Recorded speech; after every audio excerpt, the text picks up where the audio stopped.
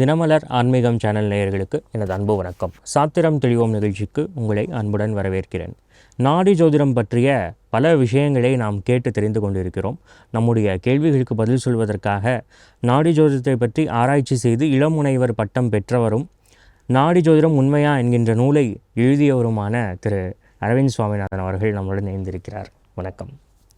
நாடி ஜோதிடத்தில் நீங்கள் முன்னாடியே நான் ஒரு கேள்வி கேட்டிருந்தேன். அதாவது இந்த மொழி நடை அப்படிங்கிறது எந்த காலத்தை சேர்ந்தது அப்படிங்கிறது ஒரு கேள்வி. அது கேட்கும்போதே இன்னொரு மைண்டில் வந்தது. அதாவது அகஸ்தியர், வசிஷ்டர், இந்த மாதிரியான ரிஷிகளுடைய பேர்லாம், சுகமுனிவர், இவங்க பேர்லாம் சொல்கிறாங்க. இவங்கெல்லாம் எழுதிய நூல்கள் அப்படின்னு நம்ம கேள்விப்பட்டது எல்லாமே வடமொழியில் தான் இருக்குது, சம்ஸ்கிருதத்தில் தான் இருக்குது. அப்போ இவங்க தமிழில் எழுதியிருக்காங்களா இல்லை டிரான்ஸ்லேட் பண்ணியிருக்காங்களா? அதை பற்றி கொஞ்சம். அதாவது நம்ம அறிவின் மொழியே ரெண்டு தான் சார். அந்த காலத்தில் அறிவின் மொழியாக இருந்தது தமிழும் சமஸ்கிருதம். எல்லா விதமான சாஸ்திரங்களும் இந்த ரெண்டு மொழியிலையும் இருக்கும், மற்ற மொழிகளில் கிடையாது. சிற்பசாஸ்திரம் எடுத்துட்டிங்கன்னா மூணு ஃபுல்லாக சமஸ்கிருதத்தில் இருக்கும். அது மாதிரி பல சாஸ்திரங்களுக்கு எடுத்து பார்த்திங்கன்னா சமஸ்கிருதத்துலையும் இருக்கும், தமிழ்லையும் இருக்கும். இது அறிவாளிகள் அந்த காலத்தில் படித்தவங்க, கல்வி அறிவு உள்ளவங்க எல்லாருமே இந்த ரெண்டு மொழிகளையும் தேர்ச்சி பெற்றிருந்தாங்க. இன்றைக்கு எப்படி தமிழும் ஆங்கிலமும் பயன்பாட்டில் இருக்குது. நம்ம ஆங்கில மொழி முக்கியமான மொழியாக நமக்கு இருக்குது, எல்லாமே அதில் படிக்கிறோம், எல்லாமே பண்ணுறோம். அது மாதிரி அறிவின் மொழியாக ஆங்கிலம் இருக்கிற மாதிரி தமிழும் இருக்கிற மாதிரி அந்த காலத்தில் ஆங்கிலத்தோட இடத்துல சமஸ்கிருதம் இருந்தது. ஸோ அதனால தான் தமிழர்களும் சமஸ்கிருத அறிவு பெற்றிருந்தாங்க, அவங்களுக்கும் தமிழ் அறிவு இருந்தது. ஸோ இப்போ வசிஷ்ட முனிவர் சமஸ்கிருதத்தில் தான் எழுதியிருப்பார் அப்படின்னு நம்ம துல்லியமாக சொல்ல முடியாது. தமிழ்லையும் எழுதியிருக்கலாம், அதுக்கும் வாய்ப்பு இருக்குது. மொழி மாற்றமும் செய்யப்பட்டிருக்கலாம். பிற்காலத்தில் சீடர்கள் அந்த மூல நூல்களை பார்த்து மொழி மாற்றம், நம்ம எப்படி சமஸ்கிருத நூல்கள் பலவும் தமிழில் மொழிபெயர்க்கப்பட்டிருக்கு, அந்த மாதிரி மொழி மாற்றமும் செய்யப்பட்டிருக்கலாம், அதுக்கும் வாய்ப்பு இருக்குது. அவர் தமிழும் அறிந்தவராக இருந்திருக்கலாம், இல்லைன்னு நம்ம சொல்ல முடியாது. இன்னும் அகஸ்தியர்கிட்டேருந்து வந்த மொழி தமிழ் மொழின்னு நம்ம சொல்கிறோம். சிவனுடைய உடுக்கையிலேருந்து இந்த மொழிகள்லாம் வந்தது அப்படின்லாம் சொல்கிறாங்க. அந்த மாதிரி எல்லா முனிவர்களும் பல மொழிகள் அறிந்தவர்களாக அந்த கலந்துருக்காங்க. தமிழ் சம்ஸ்கிருதமும் அதில் முக்கியமான மொழியாக இருந்திருக்கு. முக்கியமானது. ரைட்டு. இப்போது நாடி ஜோதிடம் பற்றி ஆய்வு நூல்லாம் எழுதியிருக்கீங்க. அப்போவே உங்களுக்கு பலவிதமான அனுபவங்கள்லாம் வந்திருக்கும்.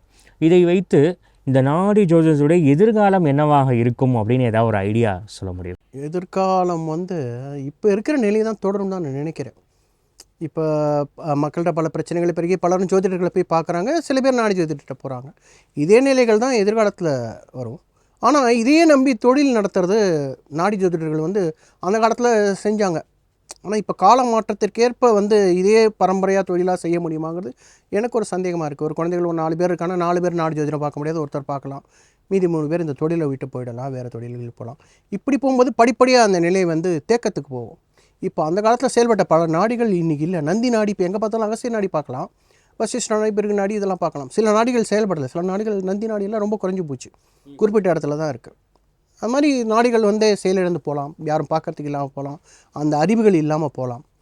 அந்த நுட்ப அறிவுன்னு இருக்கும் இல்லையா, இப்போ வழி வழியாக பார்த்துட்டே வராங்க, அந்த நுட்ப அறிவு இல்லாமல் போகலாம். ஸோ ஒரு தேக்க நிலைக்கு போகிறதுக்கான வாய்ப்புகள் இருக்குது. இப்போ உதாரணமாக இந்த ஜோதிட கலைக்கு பட்டங்கள்லாம் கொடுத்து பல்கலைக்கழகங்களே படிப்பாக கூட வச்சுருக்காங்க. அந்த மாதிரி நாடிக்கு வாய்ப்பு இருக்கும்? வாய்ப்பு கிடையாது. அது அவங்க பரம்பரைக்குள்ளே வழி வழியாக இருக்குது. அதனால் அதை பண்ணுறது சில நுணுக்கமான முறைகள் நம்ம இருந்து தான் கற்றுக்கணும். அந்த தொழில் முறை அந்த அனுபவத்துக்குள்ளே இருந்து தான். இப்போ வேதத்தை எல்லாருக்கும் கற்றுக்க முடியும் அப்படின்னு நம்ம விட்டோம்னா எல்லாராலையும் கற்றுக்க முடியாது. ஏன்னா அது அதுக்குன்னு குறிப்பிட்ட சூடுகள் அமைஞ்சு, குறிப்பிட்ட பயிற்சி முறைகள் பெற்று, குறிப்பிட்ட வாழ்க்கை முறைக்குள்ளே இருந்தால் தான் அதை கற்றுக்க முடியும். அதுக்குள்ளே அர்ப்பணிப்புகள் வேணும் எல்லாராலையும். நம்ம அந்த மாதிரி உடல் அமைப்போ மன அமைப்போ நமக்கு கிடையாது. இதெல்லாம் கஷ்டமான சில விஷயங்கள்லாம் இருக்குது. அது மாதிரி தான் இதுக்குன்னு சில விடிகார்த்தால் எழுந்துக்கிறதுலேருந்து பிரம்ம முகூர்த்தத்தில் தியானம் செய்கிறது, யோகம் செய்கிறது, அந்த பயிற்சி முறைகள்லாம் இருக்குது, உபாசனா முறைகள்லாம் இருக்குது நாடி ஜோதிடத்தில். அதெல்லாம் பண்ணி கற்றுக்கிட்டு வழி வழியாக வர்றதுங்கிறது இந்த காலத்தில் எல்லாருக்கும் பண்ண முடியுமாங்கிறது ஒரு கஷ்டமான ஒன்று தான். அதனால தான் அது ஒரு குறிப்பிட்ட சாராட்டம் மட்டுமே தேங்கி இருக்கு. இப்போது இந்த நூல்லே நீங்கள் பலவிதமான அனுபவங்கள் பற்றி எழுதியிருந்தீங்க. இல்லை நாடி ஜோதிடம் போய் பார்த்ததுலே ரொம்ப ஆச்சரியமான விஷயம் அப்படின்னு, ஆச்சரியமான அனுபவம்னு எதையாவது குறிப்பிட்டு எதையாவது சொல்ல முடியுமா? ஆச்சரியமான அனுபவம்னா என்னுடைய திருமண அனுபவமே ஒரு ஆச்சரியமான அனுபவம் தான். என்னை ஏற்கனவே நான் அனுமதாசன் பற்றி சொல்லியிருந்தேன். ஆனால் அனுமதாசன் சந்திக்கிறதுக்கு பல ஆண்டுகளுக்கு முன்னாடி நான் நாடி ஜோதிடம் பார்த்துட்டேன். ஸோ அந்த நாடி ஜோதிடம்லாம் பார்த்து இல்லை திருமணம் அதெல்லாம் இல்லை அப்படிங்கிறதுனால தான் நான் அனுமதாசன் ஜீவநாடிக்கு போனேன். ஸோ இப்போ அந்த நாடி ஜோதிடத்தில் நான் பார்க்கும்போது என்ன இருந்ததுன்னா, திருமணம் இருபாண்டவ வினைசூல் சார்பில் அப்படின்னு வந்திருந்தது. ஸோ இருபாண்டவன்னா 29, 20 + 9 29. வினைசூல் சார்பில் அப்படின்னு சார், மனவினைன்னு சொல்லுவோம் இல்லையா, நான் அப்படி தான் நினச்சிட்டேன், மனவினை. ஸோ இருபாண்டவை வினைசூல் சார்பில்னா சூழ்னா வந்து 3, இணை சூழ் சார்பில்னா 2. ஸோ 29 + 2 + 3 அப்படி வச்சுட்டு நான் என்ன நினச்சிட்டேன், இருபாண்டவ இணை சூழ் சார்பில்னா 29 + 3 32 வயசில் ஆகும் போல இருக்குது அப்படின்னு நான் நினச்சிட்டு இருந்தேன். இருபாண்டவ இணை சூழ் சார்பில்னோடனே இருபான்னு 29, வினை சூழ் சார்பில்னா இப்படின்னு நினச்சிட்டு நான் 29 + 3 32 வயசில் ஆகும். அப்படியே 32 கடந்துருச்சு, 33 ஆச்சு, 34 ஆச்சு, கல்யாணம் ஆகலை. அப்போ தான் நான் வந்து அகத்தியர்கிட்ட அனுமதாசன் பார்த்துட்டு வந்தேன். அதுக்கப்புறம் திருப்பி நாடி இதை படிச்சுட்டு இருக்கும்போது தான் இந்த வினைசூழ் சார்பின்ற வார்த்தையில் எனக்கு ஒரு டவுட் வந்தது. இது இணைசூழ் சார்பில்னு இருக்கக்கூடாது, அவர் தவறாக எழுதியிருக்கக்கூடாது அப்படின்னு போட்டு இணைசூழ் சார்பில்னு பார்த்துட்டோம்னா இணைனா வந்து 2.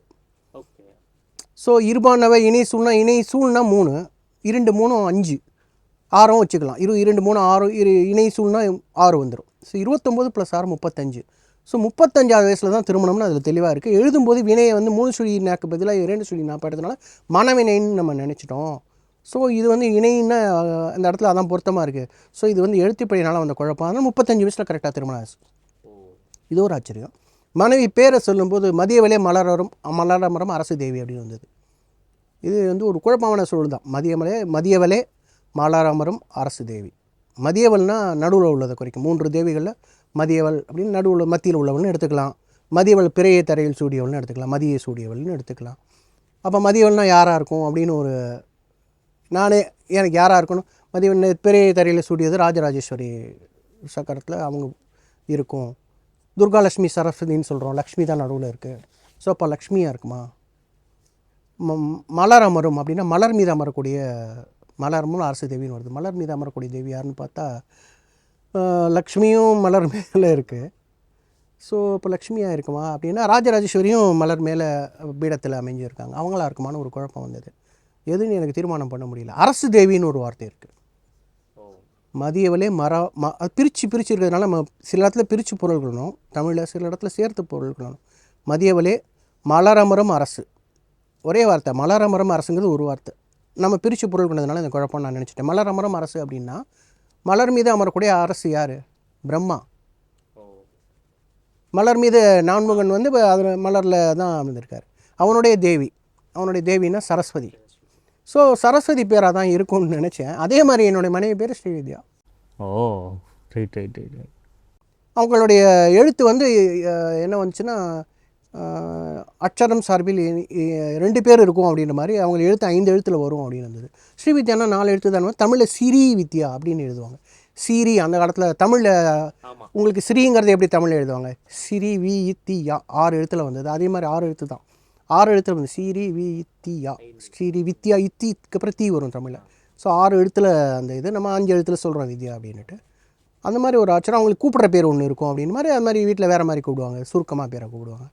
இதெல்லாம் வந்து எனக்கு ஒரு திருமணத்துக்கு அப்புறம் ஆச்சரியத்தை கொடுத்தது. ஏன்னா அதுக்கு முன்னாடி தெரியாதுல்ல, மனைவி வந்ததுக்கப்புறம் தானே நம்ம அந்த பேரெல்லாம் ஆராய்ச்சி பண்ணி பார்ப்போம், நாடியில் இருக்கா அப்படின்னு ஒரு தடவை ஆராய்ச்சி பார்க்கும்போது திருமணம் எப்படி அந்த வயசுக்கு அப்புறம் நம்ம கரெக்டாக தான் வந்திருக்கு, நம்ம தான் தப்பு பண்ணிட்டோம் அப்படின்னு படிக்கும்போது எழுதும்போது தப்பு பண்ணிட்டாங்கன்னு நினச்சிட்டோமோ, அது மாதிரி இதுவும் எனக்கு ஒரு ஆச்சரியமாக தான் இருந்தது. மனைவியோட பேர் அவங்க தூரம் சீர் நகர்சார் எல்லை அப்படின்னு வந்தது. தூரம் சீர் நகர்சார் எல்லை, அதாவது நகர சார்ந்த ஒரு எல்லை பகுதியில் தான் இருப்பாங்க அப்படின்னு வந்தது.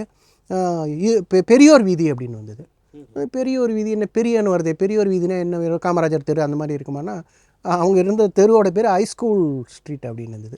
ஸோ பெரியன்னு ஒரு வார்த்தை அதில் இருக்குது, ஹை அப்படிங்கிறது அப்படின்னு அது ஒரு இது இருந்தது.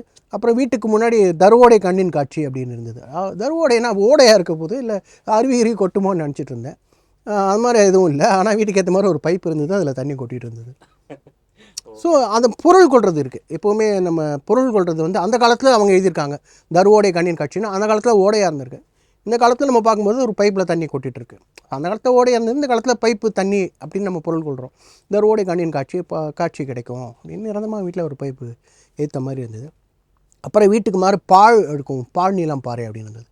வீட்டுக்கு ஏற்ற மாதிரி பால் நீளம்னா ஒன்றுமே இல்லாமல் இருக்கும். வீட்டுக்கு ஏற்ற மாதிரி காலியான இடம் தான் இருந்தது, காலிமனை எதுவும் இல்லாமல். ஸோ இந்த மாதிரியான குறிப்புகள் கரெக்டாக இருந்தது. திருமணத்துக்கு அப்புறம் பார்க்கும்போது தான் அந்த இதெல்லாம் தெரிஞ்சுது. இந்த ஜாதகத்தை நாடி ஜோதிட குறிப்பு வச்சு பார்க்கும்போது தான். ஸோ இதெல்லாம் ஆச்சரியமாக தான் இருந்தது. ஸோ அந்த வகையில் இது எனக்கு ஒரு ஆச்சரியம்தான். நிச்சயமாக ரொம்ப வியப்பாக இருக்கக்கூடிய பல விஷயங்கள் சொல்லியிருந்தீங்க. நாடி ஜோதிடம் அப்படிங்கிறத வந்து ரொம்ப அழகாக ஆய்வு செய்து ஒரு நல்ல நூலாக வந்து கொடுத்துருக்கீங்க. இதுபோல் இன்னும் உங்களுடைய ஆய்வுப் பணிகள் தொடர்ந்துக்கிட்டே இருக்கணும் அப்படிங்கிறத வேண்டிக்கிறேன். அடுத்ததாக இன்னும் சில வேறு தலைப்புகளில் நீங்கள் கட்டாயமாக எங்களுக்கு பல செய்திகள் இன்னும் கொடுக்கணும், இன்டர்வியூ கொடுக்கணும் அப்படின்னு கேட்டுக்கிறேன். இத்தோடு நம்முடைய நிகழ்ச்சியை நாம் நிறைவு செய்து கொள்கிறோம். நாடி ஜோதிடம் உண்மையா இந்த நூல்தான். இதை எழுதிய ஆசிரியரோடு தான் நாம் இப்போ பேசிகிட்ருக்கோம். இந்த நூலை வாங்க விரும்புபவர்கள் வாங்கி கொள்ளலாம். அதற்கான லிங்க்கையும் நம்ம வந்து இதில் கொடுத்துட்றோம், தினமலர் யூடியூப்லேயே கொடுத்துட்றோம். மீண்டும் அடுத்த ஒரு நிகழ்ச்சியில் மீண்டும் சந்திப்போம். நன்றி, வணக்கம்.